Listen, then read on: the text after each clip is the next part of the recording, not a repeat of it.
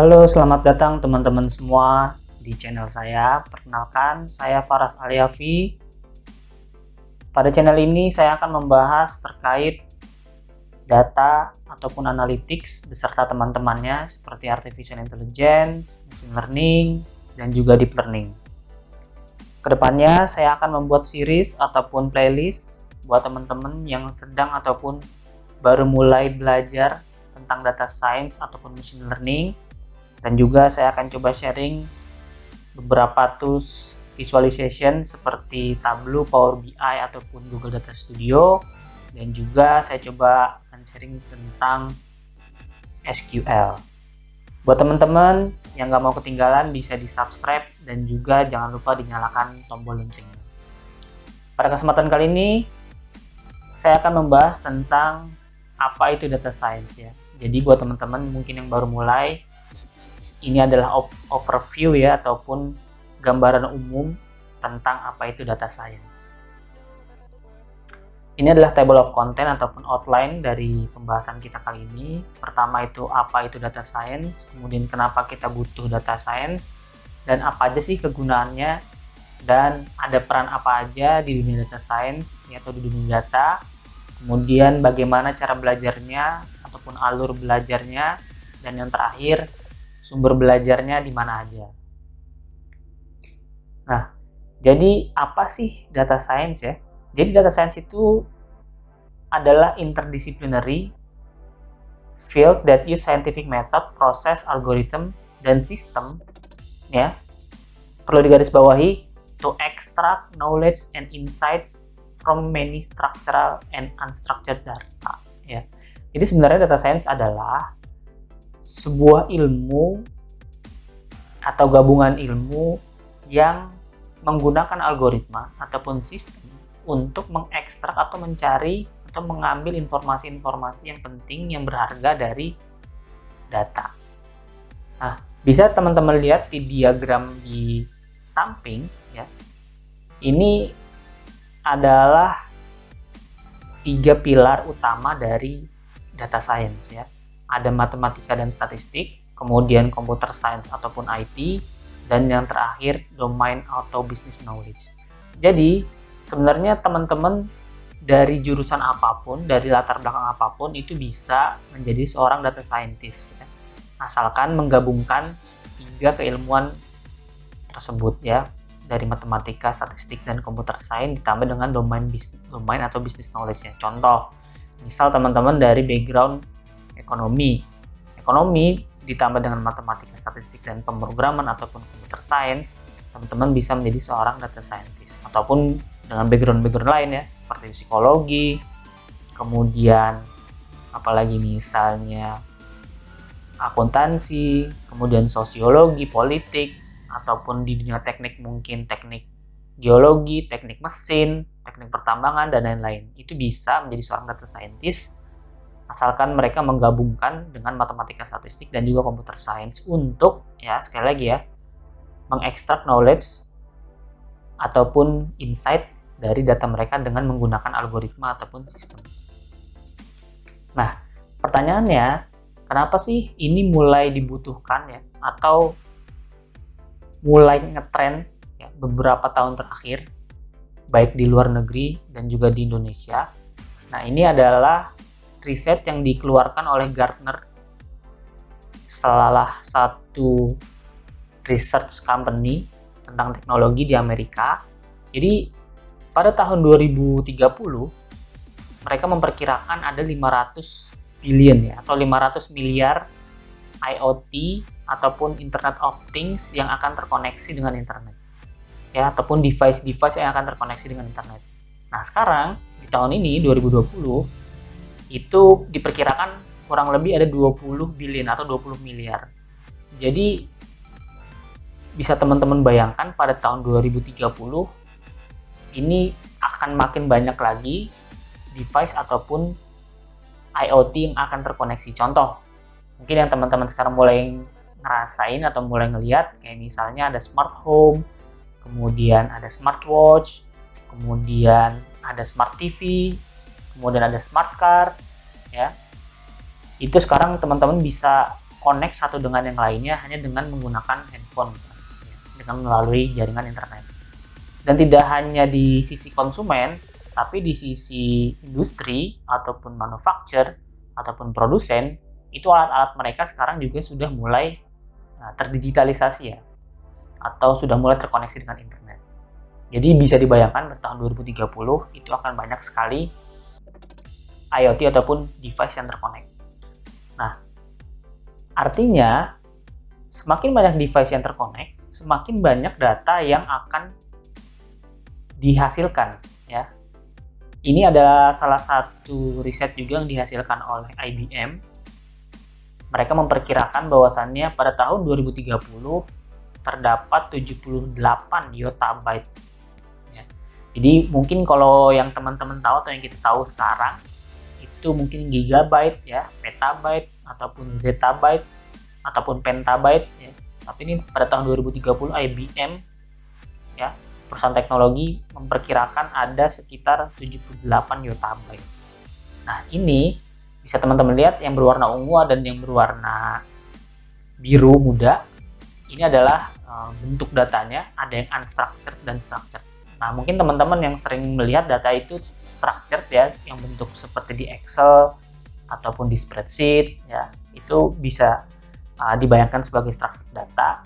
Nah, yang unstructured ini yang semakin banyak ya, kayak misalnya video, audio, kemudian suara, kemudian misalnya teman-teman main TikTok ya, teman-teman main Instagram dan lain-lain, kemudian teman-teman ngepost gambar di Twitter, itu masuk ke dalam unstructured data. Jadi semakin banyak data pada tahun 2030. Artinya semakin banyak data, semakin juga perusahaan-perusahaan ingin mengetahui pola-pola ataupun informasi yang ada di data mereka, sehingga mereka bisa meningkatkan revenue atau semakin memudahkan customer-nya. Nah, ini adalah beberapa kegunaan dari data science dibagi dengan beberapa industri-industri yang sudah menerapkannya ya.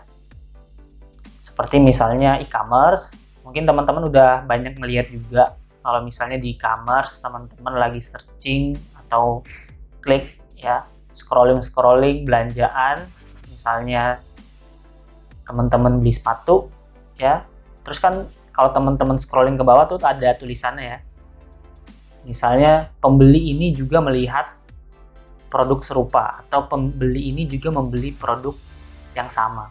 Nah, itu juga salah satu bentuk dari kegunaan data science di dalam dunia e-commerce yang disebut dengan recommender system atau recommending product. Nah, kalau di manufacturer itu kita bisa tahu ya kapan alat ini akan rusak, kemudian umurnya tinggal berapa, kapan harusnya sebaiknya dilakukan maintenance, kapan harus ganti oli, kemudian alat mana aja sih yang produktivitasnya rendah, alat mana aja sih yang menggunakan atau mengkonsumsi bahan bakar yang paling tinggi. Nah, kita bisa mengetahui dengan data science. Kemudian di industri banking, teman-teman juga bisa melihat ada fraud detection, kemudian credit risk modeling, dan juga customer lifetime value. Nah, kalau misalnya di banking, ini contoh misalnya fraud detection ya. Fraud detection, teman-teman di dunia banking bisa tahu dengan menggunakan data science transaksi-transaksi mana sih yang sekiranya dianggap sebagai fraud atau penipuan.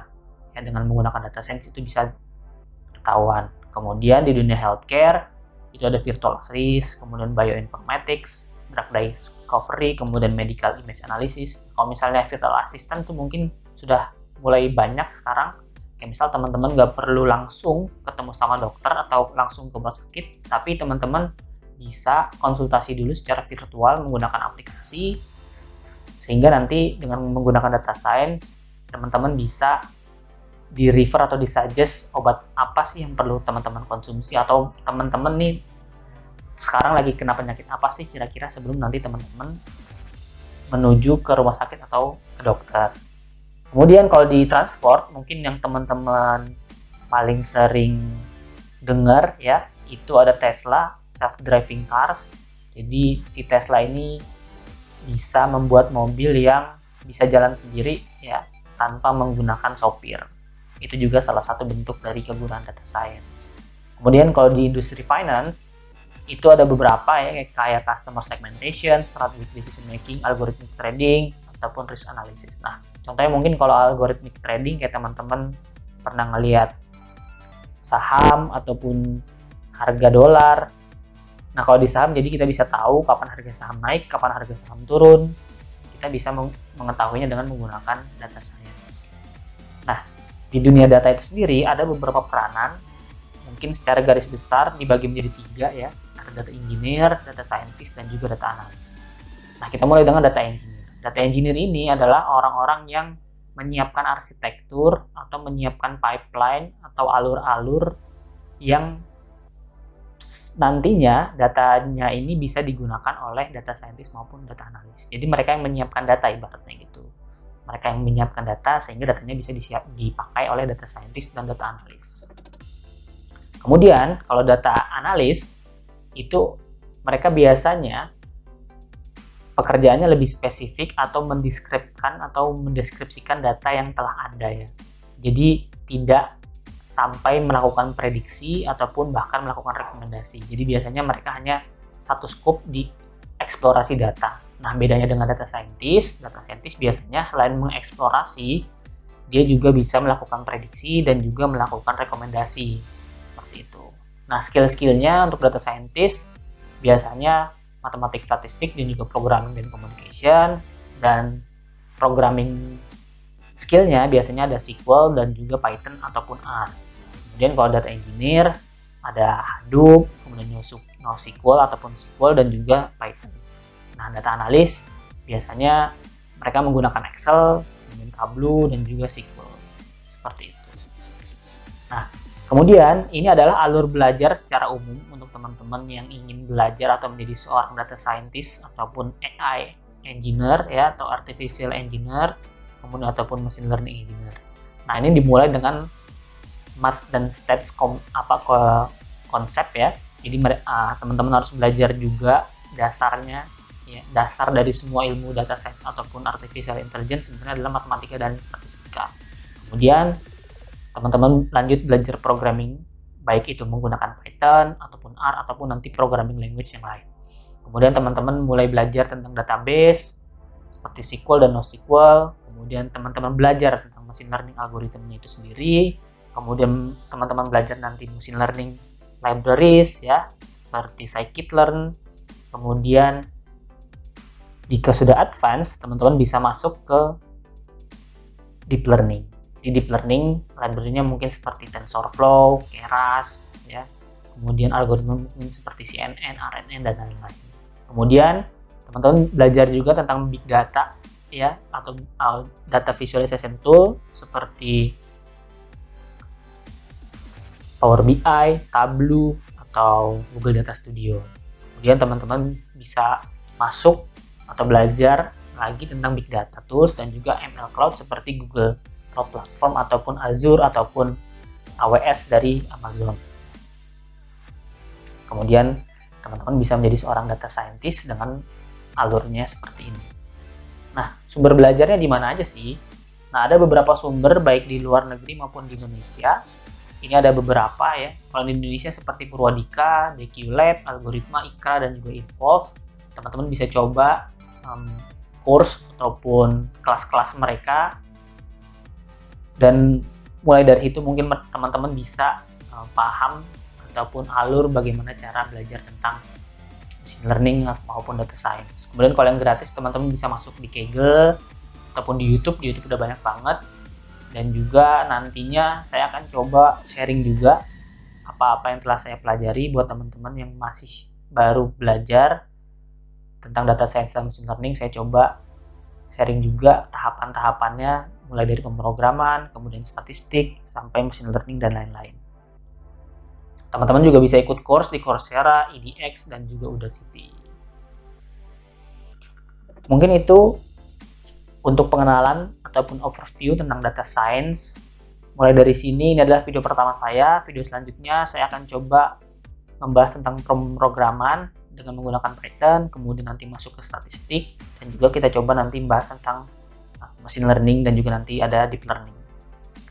Jika teman-teman merasa video ini bermanfaat, bisa teman-teman share ke teman-teman yang lain. Dan jangan lupa di subscribe dan dinyalakan tombol loncengnya untuk video selanjutnya. Terima kasih teman-teman semua sudah menonton sampai sejauh ini. Thank you.